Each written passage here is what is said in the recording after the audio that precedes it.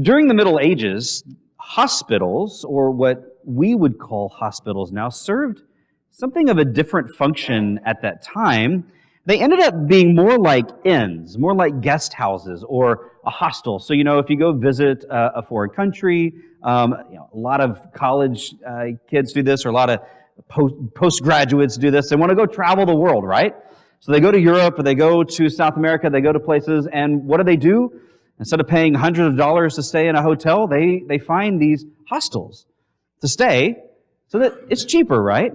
That's kind of the function that a hospital served in the Middle Ages. It wasn't necessarily a place that you would go to get well from an injury, although that could certainly happen, but it more served this role. And it's interesting that hospitals over time have changed. They've shifted what they do. Now, we have early evidence, way back even in ancient Egypt, that there were healers, right? That there were people attempting to do these healings on people, and they would come to their houses, or sometimes they would have what we might call like a practice set up, where they would go seek out the healer to be made well.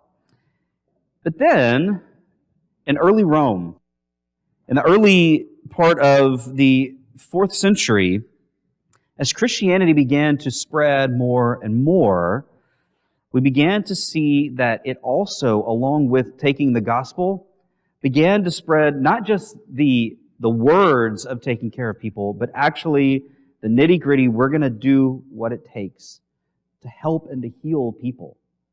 And so what we actually call modern hospitals grows out of that practice. This idea that Christians are going to help and take care of people. And so there was actually, after the Council of Nicaea in the early 4th century, a construction of a hospital in every town that had a cathedral in it. In other words, every city that had a church, we're going to put a hospital there as well. Why? Because the church isn't just about the words we say, but also about the things that we do to take care of people. And so we see this early evidence, and we see, of course, what hospitals have grown into today, right? And it was helped spread by the earliest Christians.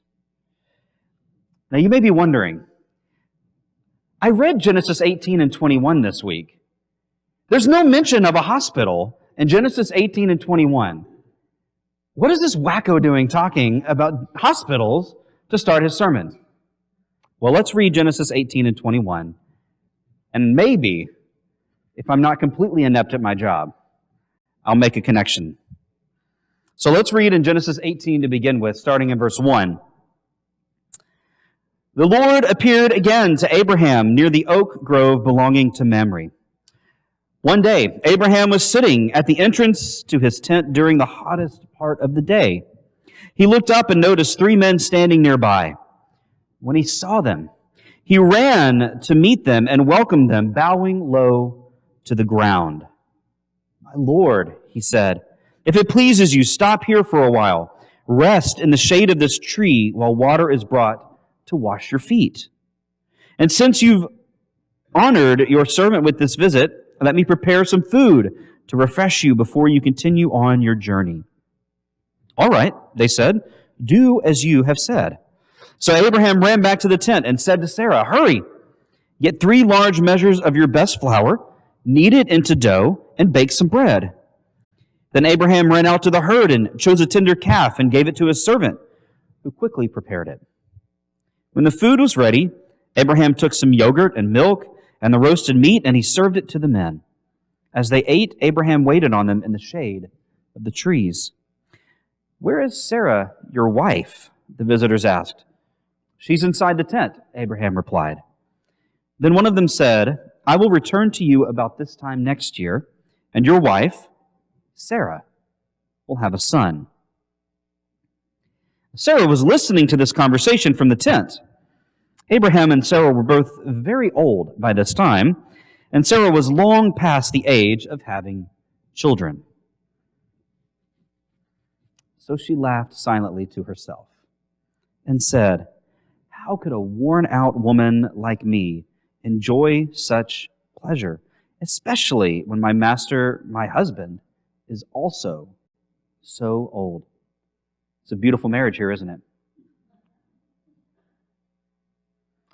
Then the Lord said to Abraham, "Why did Sarah laugh? Why did she say, 'Can an old woman like me have a baby?'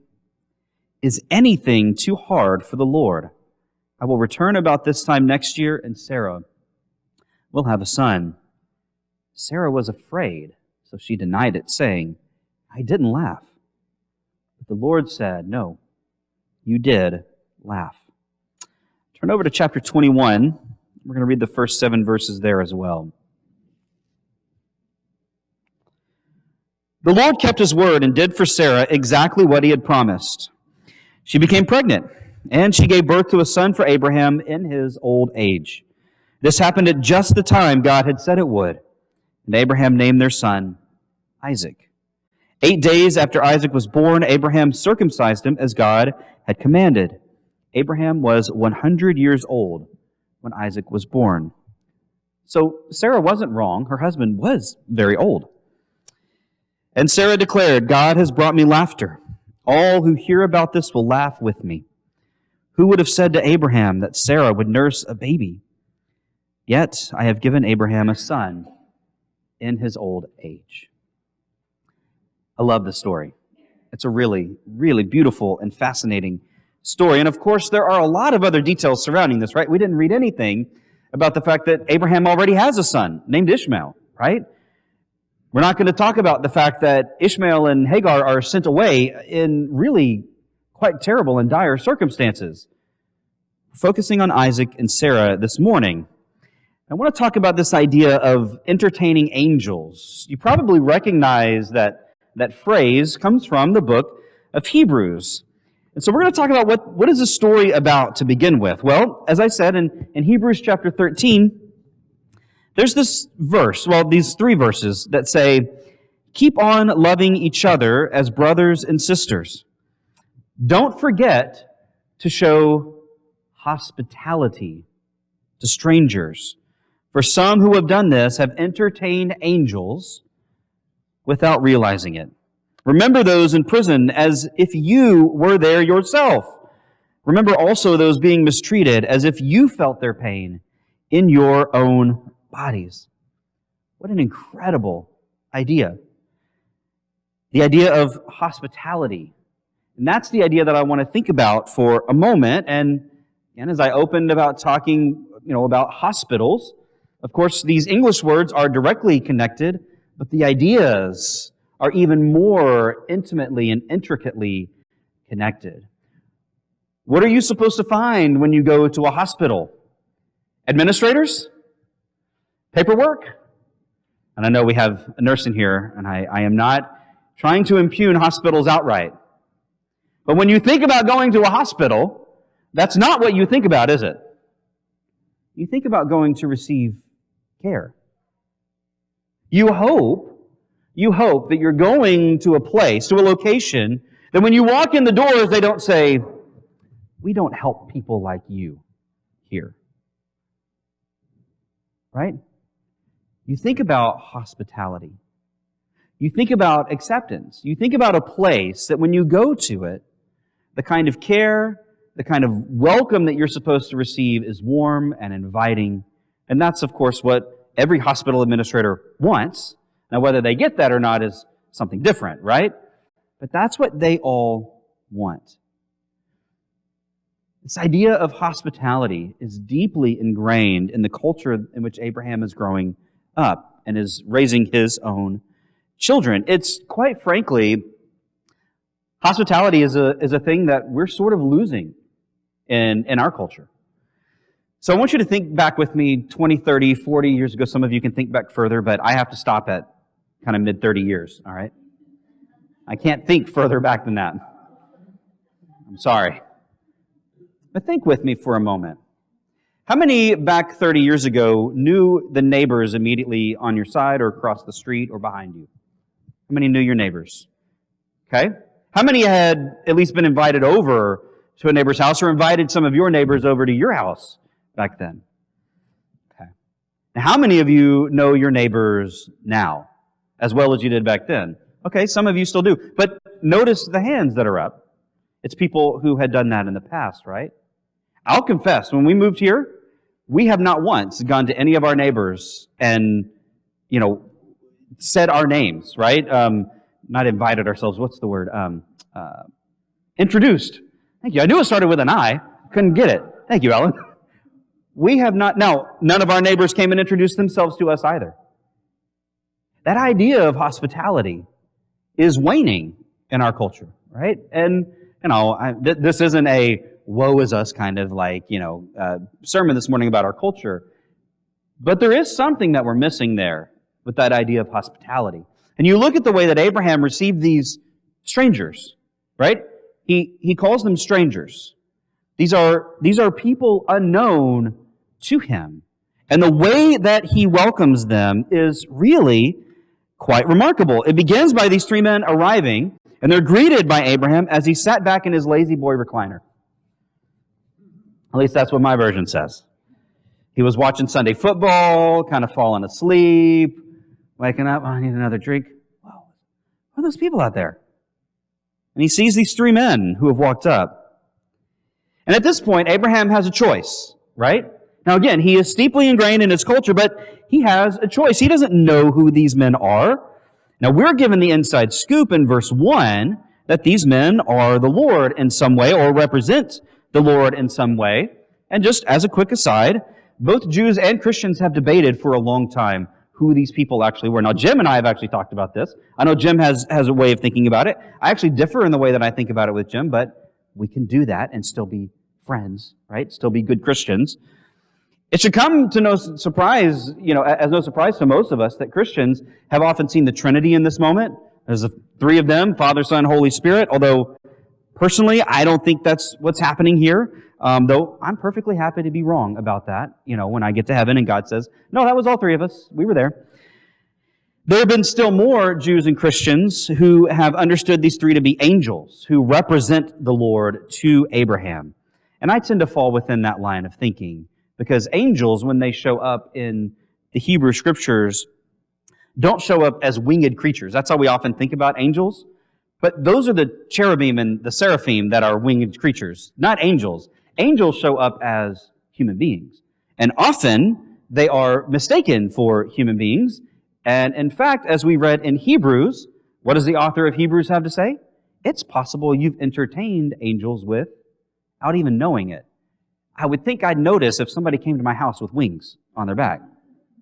They show up like us. So that's why I tend to think these are angels representing the Lord to Abraham. But regardless of who they actually are, the impact of the story doesn't lose its proverbial punch.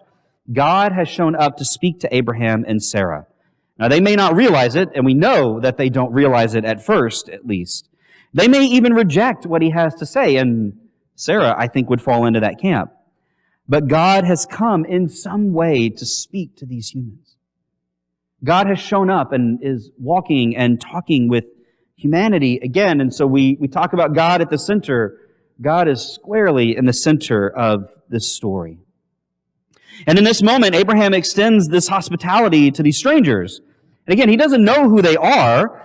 And while customs of his day might have dictated some of his behavior, he goes far and beyond. Like he goes out and finds the kind of animal that he would slaughter for a great celebration, not for welcoming strangers. They might be given some bread and water, but they're not getting a fattened calf like he goes and slaughters for them. He goes above and beyond in welcoming them to his table.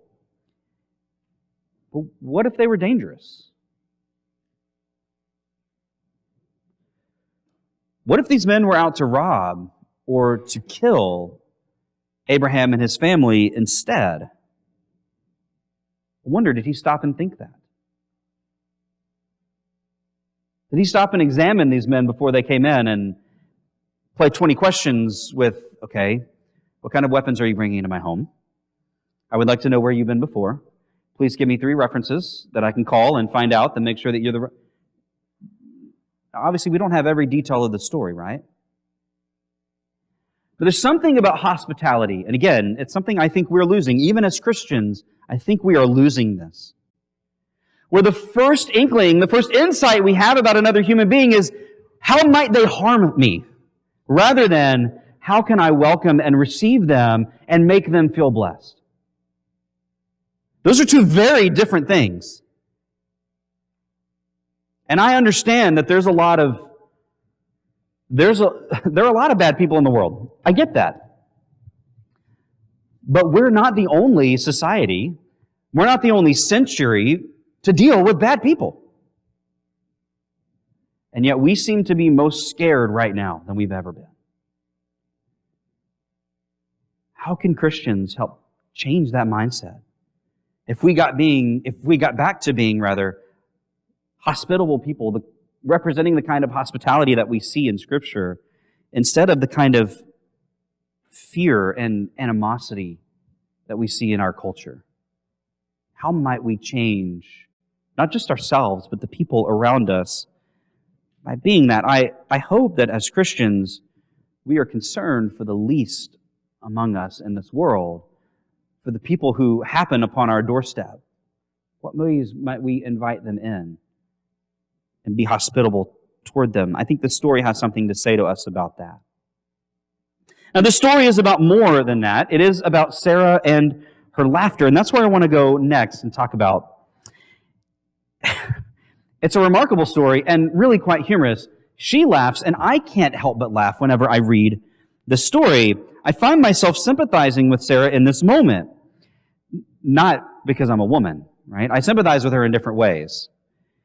Some of you women may sympathize with her, being barren for so many years, struggling to have a child, right? Wishing and hoping and wanting for that to be true for herself and being disappointed over and over and over again.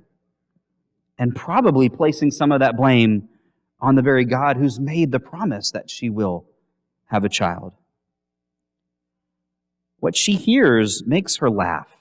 And why shouldn't it? What the man says is impossible. It's impossible. Abraham's almost 100. Now, again, I'm not nearing that age, but I have a decent idea that at 100, it's hard to have a child. Man or woman.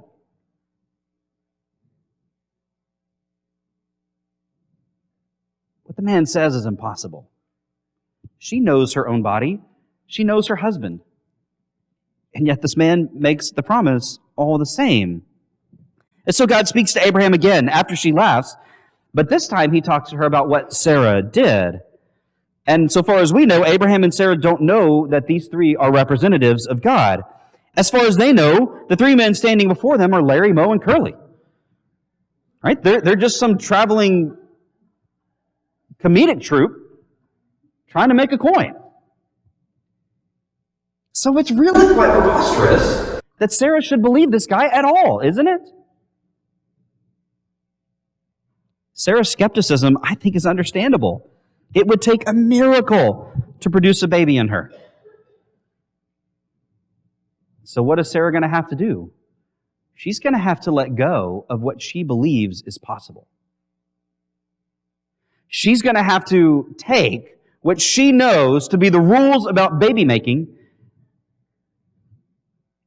and throw those out the window. And while miracles weren't unheard of in the ancient world, for someone Sarah's age to conceive was unheard of. And God hadn't fulfilled His promise yet. So why start now? If God hasn't done it yet, He's never going to do it, right? It wouldn't surprise me if Sarah began to disbelieve God actually cared about them any longer. She's been barren so long. And Sarah's disbelief makes no difference in the end, does it? As our own disbelief or the disbelief of others makes no difference in the end. God's promise, God's faithfulness, God's love toward His creation wins in the end, regardless of our belief or disbelief. And I'm really, quite frankly, glad that God's love doesn't depend on my belief. Because if it did, it might wax and wane from day to day. But it doesn't.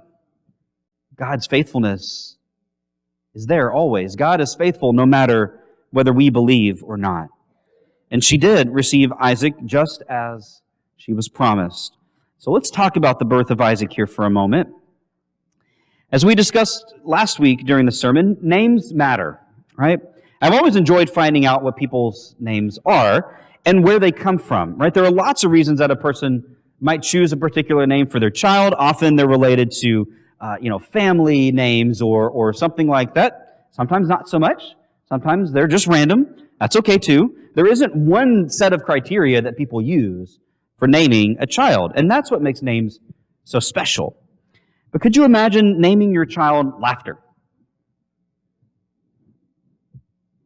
I mean, I want you to think about that for a moment. Imagine telling everybody, hey, Laughter's here. Because that's what she does. That's what they do by naming Isaac, Isaac. They're calling him Laughter. But of course, we know the connection here. We're getting the story about why that is. This is a boy whose name speaks of laughter, whose mother laughs at the fact that she would even have a child and then laughs again because she does have a child. It's a boy whose birth will bring a smile to countless people who hear of it. And Sarah's original laughter in this story today was a laughter of cynicism and doubt, right? It was a laughter of, no way. There is no way that's happening. This is impossible. By the end of this story, in chapter 21, she's laughing again. But what kind of laughter is it there? It's not of cynicism and doubt. It's a laughter of promise. It's a laughter of hope. Her new laughter lifts her spirits to places she hadn't been during those very long years of barrenness. During that tumultuous relationship with Hagar and her son Ishmael, during the probably tumultuous relationship with Abraham through that time as well. I doubt Sarah had much reason to laugh during those years. Those were long years for her. So when she heard these three men declare that she would become pregnant, her laughter seemed justified, right? I don't find it surprising that she laughed at that moment. Again, God had not been faithful yet. Why would He start now? But He was faithful. He did keep His promise. And Sarah did have a son as she was told. And her laughter turned from a laughter born out of deep hurt and pain into a laughter born out of joy and excitement and new possibility. It was a laughter not of hopelessness, but of hope. My prayer this morning is that we all have that same kind of laughter in our lives. It's really easy to watch the news and feel hopeless. It's really easy to watch the news and think, there's nothing worth laughing about in this world, right? Unless it's a video of somebody getting hurt, right? Like that's the thing that gets circled around the internet these days. People getting hurt, right? They're on a skateboard and they fall off and they get all scraped up and people send those around on the internet and it's, look at the person that got hurt. That's not the kind of laughter I'm talking about. I'm talking about true joy in life. What are the things that God is doing for us in our lives that are going to bring us true joy, that real kind of laughter? That laughter that says God is fulfilling His promise today in me or in somebody else. I've heard a lot of people make fun of Sarah in this story, ridicule her and deride her for laughing in the face of God. But to me, she's a woman to be pitied in this story. To me, she's a woman who, in the end, deserves to be celebrated with. Maybe she shouldn't have laughed at God in that moment. Again, I would contend that she doesn't know that it's God. But even if she shouldn't have laughed, her laughter turns from despair into being hopeful. And I want to celebrate that this morning. I want to celebrate with her and with Abraham. And how do we join in that laughter, that joy, that excitement that she has and that we too can have? So to conclude this morning, just a few takeaways. Perhaps you yourself have been hospitable and entertained angels without even knowing it. So, a question, what role does hospitality have in your life? And how does this story help you think about that? Are you a hospitable person? What does that mean, to be hospitable? It may not just mean opening up your house door and welcoming people in. There are other ways to be hospitable. So, how do we think about that? What does that look like for each of us to do? The second thing, do you believe that God is still at work in the world and is able to work a miracle in your life or in someone else's? I think Sarah was at the point where she wasn't so certain.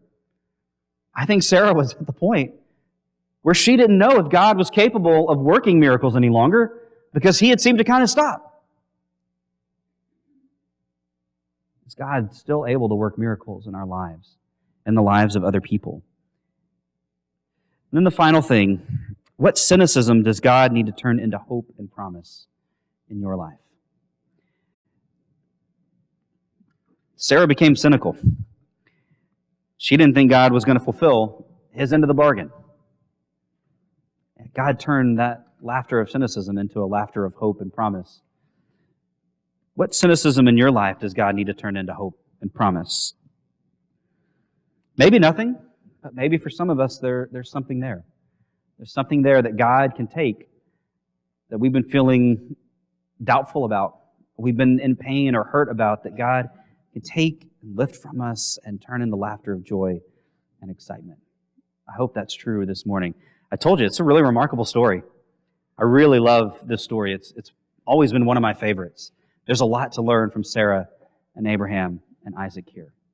So I hope this morning that there's something for you to take with you as you leave, some new way to think about your own life, think about the world and how you're going to be different toward others. But we have a time this morning that we're going to stand and sing here in just a moment, a time of hospitality. Maybe we should start calling it that. I kind of like that. A time for us to be hospitable toward you, that if you have a need in your life, that something's going on that you want prayed for, you want to go into the waters of baptism, whatever it is, this is our moment of hospitality toward you. So we invite you to come forward as we stand and as we sing.